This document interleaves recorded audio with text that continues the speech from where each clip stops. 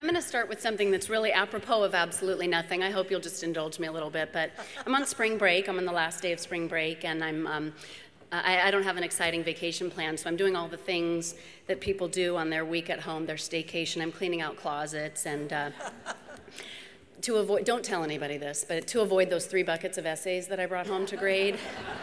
It's amazing the things you'll find to do that are more important than the 3 buckets. Don't tell anybody, please, don't. This can't get out of this room, please. So yesterday was Coinstar Day. Do you know Coinstar? Amazing how we can make a day out of that. So like any good teacher, I save my pennies. We have to save our pennies, and so I cobbled together the buckets of pennies, not the essays, the buckets of pennies, and I got down to Ralph's, and I dumped them in, and I'm telling you the story is apropos of nothing, but as I dumped the little bucket of pennies and change that I keep, at the bottom of that fell out my CTA membership card. I'm not kidding you. I almost brought it today, but I kept it there because I figured I look for patterns and signs, and I feel like that, I don't know what it means, but I think it meant something. I really do.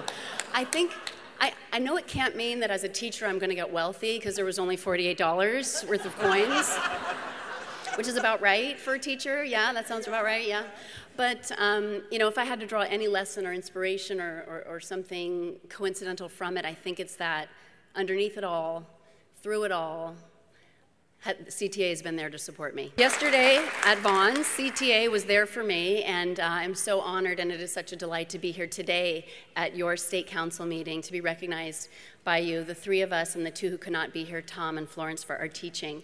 And I know we're here to get your praise, but I can't say anything without first thanking you for the incredible hard work that you do on behalf of California's educators. The hard work that you're putting in and day out on behalf of 325,000 of us, many of whom you will never meet, is an inspiration to me.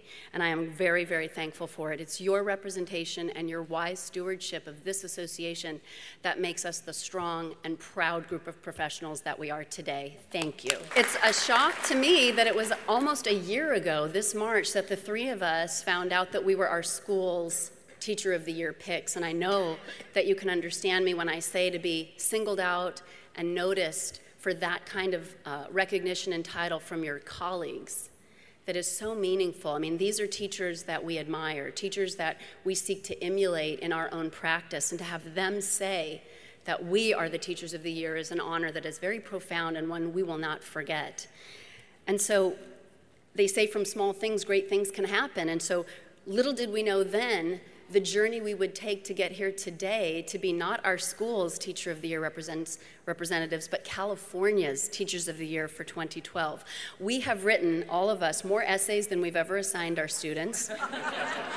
We have traveled up and down this beautiful state being interviewed by very important people in education, and we have spent many a night sitting in nervous anticipation by the phone call, waiting for word about whether or not our journey would continue. I'm not sure who's gone grayer in this process, me or Sherry or maybe, okay, Ken wins for stress-related hair changes, I think. Ken, I'm gonna call it, you're the winner. Either way, it has been a daunting process, but one that has brought us a tremendous sense of clarity about what it means to be a teacher and why it is we love our profession as much as we do. In the year ahead, if it hasn't happened already, we're going to travel around and talk to people from all walks of life, and they're going to have one thing on their mind. There's going to be one question they want to ask us, and I dare say it's the question on your minds right now, and that question is, why you? What's so special about you guys? And I can see it. I know that's what in your mind is in your minds right now. But the answer that I would give to them on behalf of all of us is nothing and everything. If you saw us in our first year of teaching, you would see 5 excited, enthusiastic teachers just committed to imparting our content knowledge to our students. You would see in us such a seriousness of purpose and a true thirst for making sure that we were helping kids learn and for getting it right. We'd be the ones coming in early, we'd be staying late, we'd be the ones toting those buckets of essays out to our car in those tote bags. I think tote bags were made for teachers. We'd be the ones calling parents at lunchtime and working with colleagues after school on our lessons to make sure tomorrow was even better. And we'd be devoting our weekends going to conventions and conferences just like this to try to strengthen our craft. We'd be doing all the things great teachers do to get better. And so in that sense, we're no different than any one of you. We're no different than any other teacher. There's nothing different or special about us. We're simply happy compatriots to a teaching corps that has dedicated themselves to doing the hard work that it means to be effective in today's classrooms. That's what you would have seen then, a teacher like every other teacher. But what would you see now, all these years later, all that water under the bridge and all those kids that we've seen? I know that you would see the exact same thing. We're the same people doing the same hard work and putting in the same long hours. Only somewhere along the way, each of us realized something profound, that there was something different about the work that we were doing. We might have started out thinking that it was just about imparting knowledge to kids, but pretty quickly we realized it is so much more than that. Each and every one of us sees that our true importance in the work we do is not necessarily in our subject matter, not at all. It's in the connections we make with young people. It's the way we help our students become better people. What's different about us then, perhaps, is that we know more than ever that the value lies in all the little acts of love a teacher can give a child. Whether it's the first smile and maybe only smile an adult will give that child that day. Whether it's the fact that your classroom is a safe harbor for a kid who needs that refuge at lunchtime. Whether it's coaxing a kid to do the right thing in a difficult situation. Maybe it's the high five for a job well done. Or maybe it's having the shoulders strong enough for a kid to cry on when his mom dies from breast cancer. Whatever that act is, no matter how small or how inconsequential, it is what rises above all the rest as what is essential about our calling in this profession as teachers. We realize that what we do is about loving children and understanding that who they are as human beings is far more than the sum of their academic parts. And that's why we're unique. And possibly the reason we're here. There's simply nothing we won't do to help a child, every child, realize that their life, their learning, their development as a young person is everything to us. Among the 5 of us, we bring considerable skills to the classroom, of course. We have a mastery of our subject matter, sure.